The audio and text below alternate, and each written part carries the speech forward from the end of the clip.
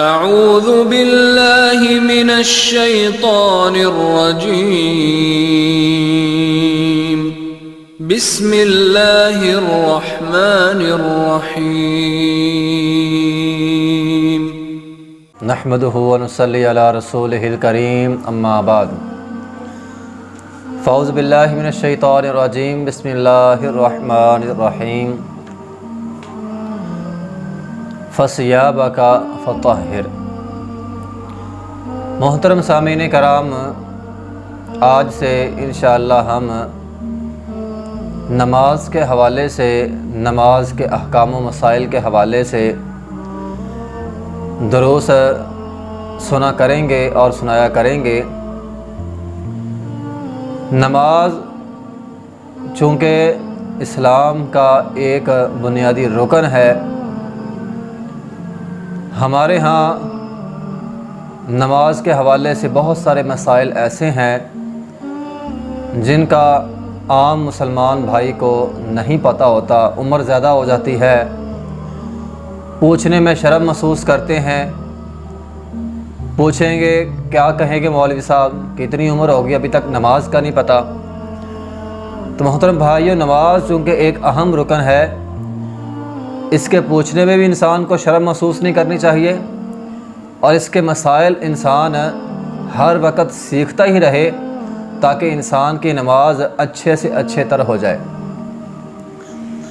نماز پڑھنے سے پہلے چونکہ طہارت ضروری ہے، انسان کا پاک صاف ہونا ضروری ہے، اس لیے نماز سے پہلے ہم طہارت کے مسائل پڑھیں گے۔ طہارت میں 4 چیزیں ہوتی ہیں: ایک قضاء حاجت کرنا، دوسرا وضو، اور پھر اس کے اندر تیسرے نمبر پر تیمم، اور چوتھے نمبر پر غسل کے احکام و مسائل۔ تو طہارت کے اندر ہم یہ 4 چیزیں جو ہیں وہ پڑھیں گے۔ سب سے پہلے رفع حاجت۔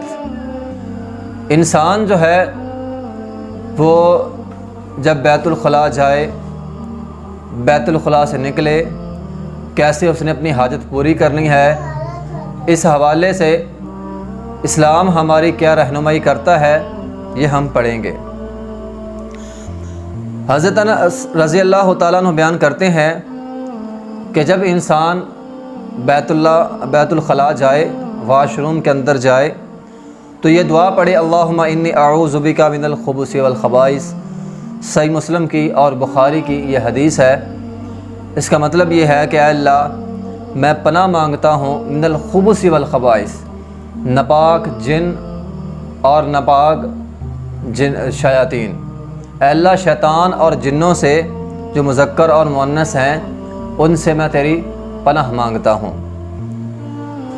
زید بن ارقم رضی اللہ تعالیٰ عنہ بیان کرتے ہیں کہ یہ دعا ہمیں اس لیے سکھائی گئی ہے کہ ان ھذہ الحشوش محتضرۃ، چونکہ بیت الخلاء جن اور شیاطین کے حاضر ہونے کی جگہ ہے، تو فرمایا اس لیے نبی علیہ الصلوۃ والسلام نے ہمیں یہ دعا سکھلائی کہ جب ہم بیت الخلاء جائیں، واش روم میں جائیں، تو ہم یہ دعا پڑھیں: اللہم انی اعوذ بک من الخبث والخبائث۔ اسی طرح جب نکلیں، حضرت عائشہ رضی اللہ تعالیٰ عنہ فرماتی ہیں: غفرانک، اے اللہ ہمارے گناہ معاف فرما۔ یہ دعا ہمیں سکھلائی گئی ہے۔ اسی طرح جب انسان نے بیت الخلاء جانا ہے، واش روم میں جانا ہے، تو جاتے وقت، اندر داخل ہوتے وقت بایاں پاؤں رکھنا ہے، اور جب انسان نے واش روم سے نکلنا ہے تو اپنا دایاں پاؤں رکھنا ہے، کیونکہ یہ اصول ہے ہر معزز اور محترم کام دائیں جانب سے کیا جاتا ہے، اور ہر غیر محترم کام بائیں جانب سے کیا جاتا ہے۔ تو اس لیے جب واش روم میں جائیں تو پہلے بایاں پاؤں رکھیں، اور جب نکلیں تو اپنا دایاں پاؤں رکھیں۔ اسی طرح واش روم کے اندر جب انسان چلا گیا، اب اس نے منہ کس طرف کرنا ہے، تو اس حوالے سے بھی اسلام ہماری رہنمائی کرتا ہے۔ ایوب انصاری رضی اللہ تعالیٰ عنہ فرماتے ہیں، بخاری کے اندر اور مسلم کے اندر حدیث ہے کہ نبی علیہ الصلوۃ والسلام نے فرمایا: اذا اتیتم الخائط، جب تم میں سے کوئی آدمی قضاء حاجت کے لیے آئے، فلا تستقبلوا القبلۃ ولا تستدبروها، نہ وہ قبلے کی جانب منہ کرے اور نہ قبلے کی جانب پیٹھ کرے۔ اب یہ حدیث بخاری اور مسلم کی ہے کہ نبی علیہ الصلوۃ والسلام نے منع فرمایا ہے کہ جب انسان واش روم کرے بیت اللہ کی جانب نہ منہ کرے نہ پیٹھ کرے، ولیکن شرقو او غربو، ہاں البتہ مشرق اور مغرب میں منہ کر لے۔ چونکہ یہ حدیث مدینے کی ہے اور مدینے سے مکہ شمال کی جانب ہے، تو ان کا یعنی کعبہ شمال کی جانب ہے، ہمارا کعبہ ہے مغرب کی جانب، اس لیے ہمارے ہاں یہ ہے کہ ہم شمال اور جنوب میں منہ کر سکتے ہیں، پیٹھ بھی کر سکتے ہیں، مغرب کی جانب نہ ہم منہ کریں نہ ہم پیٹھ کریں۔ یہ حکم واضح طور پر اس وقت ہوگا جب انسان باہر میدان کے اندر قضائے حاجت کرتا ہے، تب تو ہر صورت نہ منہ بیت اللہ کی جانب ہو نہ پیٹھ بیت اللہ کی جانب ہو۔ ہاں اگر چادر چار دیواری ہو، جس طرح ہمارے ہاں واش روم ہوتے ہیں، ایک چھوٹا سا کمرہ ہوتا ہے، چادر چار دیواری ہے، اس کے اندر ہم نے قضائے حاجت کرنی ہے تو پھر تھوڑی سی رخصت ہے۔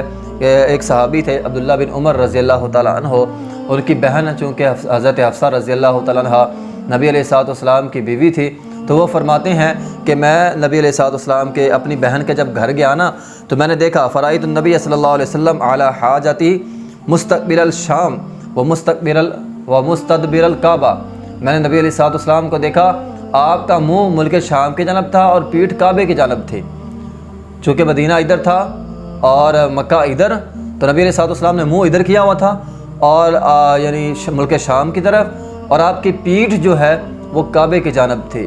تو اگر چادر چار دیواری ہے، انسان کا مجبوری بن جائے تو تب انسان پیٹھ کر سکتا ہے کعبے کی جانب، منہ پھر بھی نہیں کر سکتا، لیکن اس سے بھی انسان کو احتیاط کرنی چاہیے۔ چادر چار دیواری میں بھی انسان کوشش یہ کرے اس کا منہ یا اس کی پیٹھ کعبے کی جانب نہ ہو، نہ منہ ہو کعبے کی جانب نہ اس کی پیٹھ ہو کعبے کی جانب۔ اگر مجبوری بن جائے تو انسان پیٹھ کر سکتا ہے، منہ پھر بھی کعبے کی جانب جو ہے وہ نہیں کر رہا۔ یہ بخاری اور مسلم کی حدیث ہے۔ ہاں البتہ نبی علیہ الصلوۃ والسلام نے ہمیں یہ طریقہ واش روم کے اندر جانے کا یہ سکھلایا ہے اور اسی پر ہمیں جو ہے وہ عمل کرنا چاہیے۔ وآخر دعوانا الحمدللہ رب العالمین۔